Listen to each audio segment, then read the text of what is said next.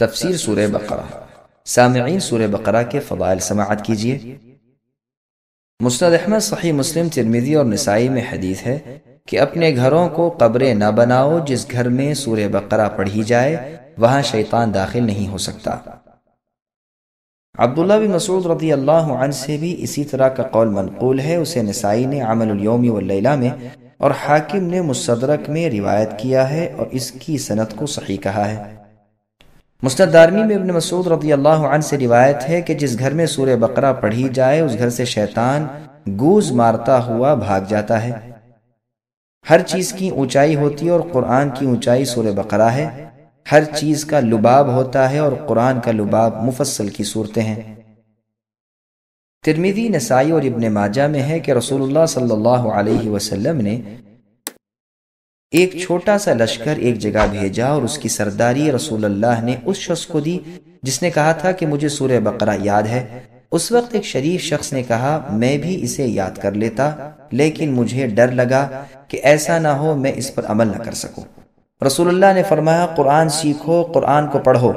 جو شخص اسے سیکھتا ہے، پڑھتا ہے، پھر اس پر عمل بھی کرتا ہے، اس کی مثال ایسی ہے جیسے مشک بھرا ہوا برتن جس کی خوشبو ہر طرف مہک رہی ہے۔ اسے سیکھ کر سو جانے والے کی مثال اس برتن کی سی ہے جس میں مشک تو بھرا ہوا ہے لیکن اوپر سے منہ بند کر دیا گیا ہے۔ امام ترمذی اسے حسن کہتے ہیں۔ صحیح بخاری میں ہے کہ اسید بن حضیر رضی اللہ عنہ نے ایک مرتبہ رات کو سورہ بقرہ کی تلاوت شروع کی۔ ان کا گھوڑا جو ان کے پاس ہی بندھا ہوا تھا اس نے اچھلنا کودنا بدکنا شروع کیا۔ انہوں نے قرات چھوڑ دی، گھوڑا بھی سیدھا ہو گیا۔ انہوں نے پھر پڑھنا شروع کیا، گھوڑے نے بھی بدکنا شروع کیا۔ انہوں نے پھر پڑھنا موقوف کیا، گھوڑا بھی ٹھیک ٹھاک ہو گیا۔ تیسری مرتبہ بھی یہی ہوا۔ چونکہ ان کے صاحبزادے یحییٰ گھوڑے کے پاس ہی لیٹے ہوئے تھے، اس لیے ڈر محسوس ہوا کہ کہیں بچے کو چوٹ نہ آئے۔ قرآن پڑھنا بند کر کے اسے اٹھا لیا، آسمان کی طرف دیکھا کہ جانور کے بدکنے کی کیا وجہ ہے۔ صبح رسول اللہ صلی اللہ علیہ وسلم کی خدمت میں آ کر واقعہ بیان کرنے لگے۔ آپ سنتے جاتے ہیں اور فرماتے جاتے ہیں اسید پڑھتے چلے جاؤ۔ اسید رضی اللہ عنہ نے کہا اللہ کے رسول، تیسری مرتبہ کے بعد تو یحییٰ کی وجہ سے میں نے پڑھنا بالکل بند کر دیا۔ اب جو نگاہ اٹھی تو کیا دیکھتا ہوں کہ ایک نورانی چیز سایہ دار ابر کی طرح کی ہے اور اس میں چراغوں کی طرح کی روشنی ہے۔ بس میرے دیکھتے ہی دیکھتے وہ اوپر کوڑ گئی۔ رسول اللہ نے فرمایا جانتے ہو یہ کیا چیز تھی؟ یہ فرشتے تھے جو تمہاری آواز کو سن کر قریب آ گئے تھے۔ اگر تم پڑھنا موقوف نہ کرتے تو وہ صبح تک یوں ہی رہتے اور ہر شخص انہیں دیکھ لیتا، کسی سے نہ چھپتے۔ یہ حدیث کئی کتابوں میں کئی سندوں کے ساتھ موجود ہے، واللہ اعلم۔ سورہ بقرہ اور سورہ آل عمران دونوں کی مشترکہ فضیلت۔ نبی صلی اللہ علیہ وسلم فرماتے ہیں سورہ بقرہ سیکھو اور اس کا حاصل کرنا برکت ہے اور اس کا چھوڑنا حسرت ہے، جادوگر اس کی طاقت نہیں رکھتے۔ پھر کچھ دیر چپ رہنے کے بعد فرمایا سورہ بقرہ اور آل عمران سیکھو، یہ دونوں نورانی صورتیں ہیں، اپنے پڑھنے والے پر سائبان یا بادل یا پرندوں کے جھنڈ کی طرح قیامت کے روز سایہ کریں گی۔ قرآن پڑھنے والا جب قبر سے اٹھے گا تو دیکھے گا کہ ایک نوجوان نورانی چہرے والا شخص اس کے پاس کھڑا ہوا کہتا ہے کہ کیا آپ مجھے پہچانتے ہیں؟ یہ کہے گا نہیں، تو وہ جواب دے گا کہ میں قرآن ہوں، یعنی تمہاری قرآن کی تلاوت کرنے کا عمل ہوں، جس نے دنوں کو تمہیں بھوکا پیاسا رکھا تھا اور راتوں کو بسترے سے دور بیدار رکھا تھا، یعنی تہجد میں۔ ہر تاجر اپنی تجارت کے پیچھے ہے، لیکن آج سب تجارتیں تیرے پیچھے ہیں۔ اب اسے ملک داہنے ہاتھ میں دیا جائے گا اور ہمیشگی بائیں ہاتھ میں۔ اس کے سر پر وقار و عزت کا تاج رکھا جائے گا۔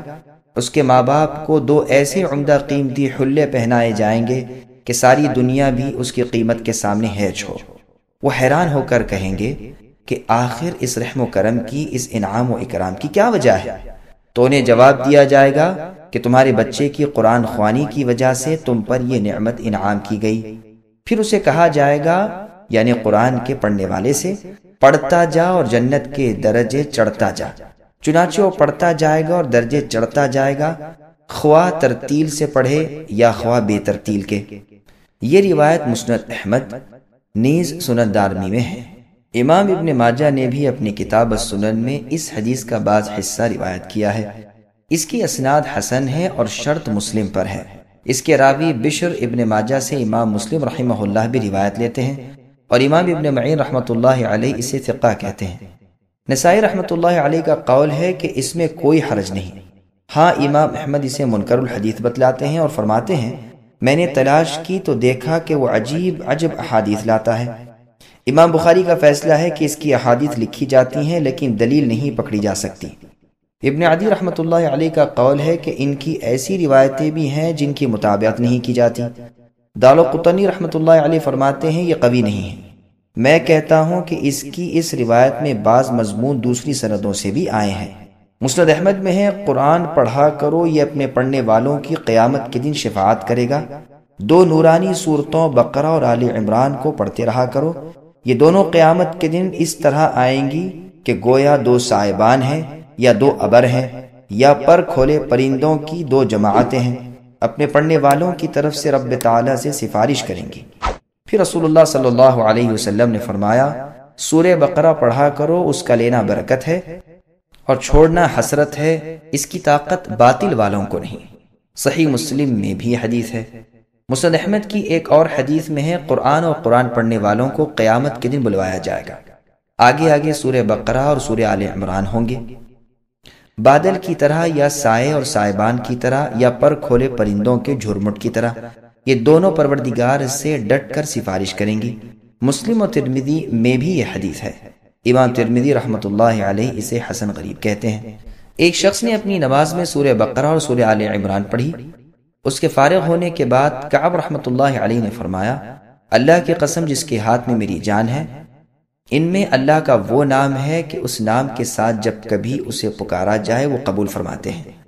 اب اس شخص نے کعب رحمہ اللہ سے عرض کی کہ مجھے بتائیے کہ وہ نام کون سا ہے۔ کعب رحمہ اللہ نے اس سے انکار کیا اور فرمایا اگر میں بتا دوں تو خوف ہے کہ کہیں تم اس نام کی برکت سے ایسی دعا نہ مانگ لو جو میری اور تمہاری ہلاکت کا سبب بن جائے۔ ابو امامہ رضی اللہ عنہ فرماتے ہیں تمہارے کسی ایک بھائی کو خواب میں دکھایا گیا کہ گویا لوگ ایک بلند و بالا پہاڑ پر چڑھ رہے ہیں، پہاڑ کی چوٹی پر 2 سبز درخت ہیں اور ان میں سے آوازیں آ رہی ہیں کہ کیا تم میں سے کوئی سورہ بقرہ کا پڑھنے والا ہے؟ کیا تم میں کوئی سورہ آل عمران پڑھنے والا ہے؟ جب کوئی کہتا ہے کہ ہاں تو وہ دونوں درخت اپنے پھلوں سمیت اس کی طرف جھک آتے ہیں اور یہ اس کی شاخوں پر بیٹھ جاتا ہے اور وہ اسے اوپر اٹھا لیتے ہیں۔ ام الدرداء رضی اللہ عنہ فرماتی ہیں کہ ایک قرآن پڑھے ہوئے شخص نے اپنے پڑوسی کو مار ڈالا، پھر قصاص میں وہ بھی مارا گیا، پس قرآن کریم ایک ایک سورت ہو کر الگ ہونا شروع ہوا، یہاں تک کہ اس کے پاس سورہ آل عمران اور سورہ بقرہ رہ گئیں۔ ایک جمعے کے بعد سورہ آل عمران بھی چلی گئی، پھر ایک جمعہ اور گزرا تو آواز آئی کہ میری باتیں نہیں بدلا کرتی اور میں اپنے بندوں پر ظلم نہیں کرتا، چنانچہ مبارک سورت یعنی سورہ بقرہ بھی اس سے الگ ہو گئی۔ مطلب یہ ہے کہ یہ دونوں صورتیں اس کی طرف سے بلاؤں اور عذابوں کی آڑ بنی رہیں اور اس کی قبر میں اس کی دلجوئی کرتی رہیں، اور سب سے آخر بوجہ اس کے گناہوں کی زیادتی کے ان کی سفارش بھی نہ چلی۔ یزید ابن اسود الجرشی رحمۃ اللہ علیہ کہتے ہیں کہ ان دونوں صورتوں کو دن میں پڑھنے والا دن بھر نفاق سے بری رہتا ہے اور رات کو پڑھنے والا ساری رات نفاق سے بری رہتا ہے۔ خود یزید رحمۃ اللہ علیہ اپنے معمول کے وظیفے قرآن کے علاوہ ان دونوں صورتوں کو ہر صبح و شام پڑھا کرتے تھے۔ صحیح بخاری اور مسلم میں ہے رسول اللہ صلی اللہ علیہ وسلم نے ان دونوں صورتوں کو 1 رکعت میں پڑھا، یعنی رات کی نماز تہجد میں۔ 7 بڑی صورتوں کی فضیلت۔ مسند احمد کی ایک حدیث میں ہے جو شخص ان 7 صورتوں کو حاصل کر لے وہ بہت بڑا عالم ہے۔ مسند احمد میں بھی یہ روایت ہے ایک مرتبہ رسول صلی اللہ علیہ وسلم نے ایک لشکر بھیجا اور ان کا امیر انہیں بنایا جنہیں سورہ بقرہ یاد تھی، حالانکہ وہ ان سب سے چھوٹی عمر کے تھے۔ سعید بن جبیر رحمۃ اللہ علیہ تو وَلَقَدْ آتَيْنَاكَ سَبْعًا مِّنَ الْمَثَانِي کی تفسیر میں بھی فرماتے ہیں کہ اس سے مراد یہی 7 صورتیں ہیں، یعنی سورہ بقرہ، سورہ آل عمران، سورہ نساء، سورہ مائدہ، سورہ انعام، سورہ اعراف اور سورہ یونس۔ مجاہد، مکحول، عطیہ ابن قیس، ابو محمد فارسی، شداد ابن اوس، یحییٰ ابن حارث ذماری سے بھی یہی منقول ہے۔ سورہ بقرہ کا مقام نزول اور مزید معلومات۔ سورہ بقرہ ساری کی ساری مدینہ منورہ میں نازل ہوئی ہے، اور شروع میں جو صورتیں نازل ہوئیں ان میں سے ایک یہ بھی ہے۔ البتہ اس کی ایک آیت واتقوا یوما ترجعون فیہ الی اللہ سب سے آخر میں نازل ہونے والی ہے، یعنی قرآن کریم میں سب سے آخر یہ آیت نازل ہوئی۔ ممکن ہے کہ نازل بعد میں ہوئی ہو، لیکن ہے اسی میں سے۔ اور اسی طرح سود کی حرمت کی آیات بھی سب سے آخر میں نازل ہوئی ہیں۔ خالد ابن معدان رضی اللہ عنہ سورہ بقرہ کو فسطاط القرآن یعنی قرآن کا خیمہ کہا کرتے تھے۔ بعض علماء کا فرمان ہے کہ اس میں 1000 خبریں ہیں اور 1000 احکام ہیں اور 1000 کاموں سے ممانعت ہے۔ اس کی آیات 287 ہیں، اس کے کلمات 6221 ہیں، اس کے حروف 25,500 ہیں۔ واللہ اعلم۔ ابن عباس رضی اللہ عنہما فرماتے ہیں یہ سورت مدنی ہے۔ عبداللہ بن زبیر رضی اللہ عنہما اور زید بن ثابت رضی اللہ عنہ اور بہت سے علماء اور مفسرین سے بھی بلا اختلاف یہی مروی ہے۔ صحیح بخاری اور مسلم میں ابن مسعود رضی اللہ عنہ سے روایت ہے کہ انہوں نے بطن وادی سے شیطان پر کنکر پھینکے۔ بیت اللہ ان کی بائیں جانب تھا اور مینا دائیں طرف، اور فرمایا اسی جگہ سے کنکر پھینکے تھے رسول صلی اللہ علیہ وسلم نے جن پر سورہ بقرہ اتری ہے۔ گو اس حدیث سے صاف ثابت ہو گیا کہ سورہ بقرہ وغیرہ کہنا جائز ہے، اور اس کے خلاف جو روایات ہیں وہ سندن ضعیف ہیں، وہ سندن ضعیف ہیں، وہ سندن ضعیف ہیں، وہ سندن ضعیف ہیں، وہ سندن ضعیف ہیں، وہ سند۔ سبسکرائب کیجئے ہمارے چینل اور دبائیے بیل کا آئیکن تاکہ آپ کو ریگولر نوٹیفیکیشن اپڈیٹس مل سکے۔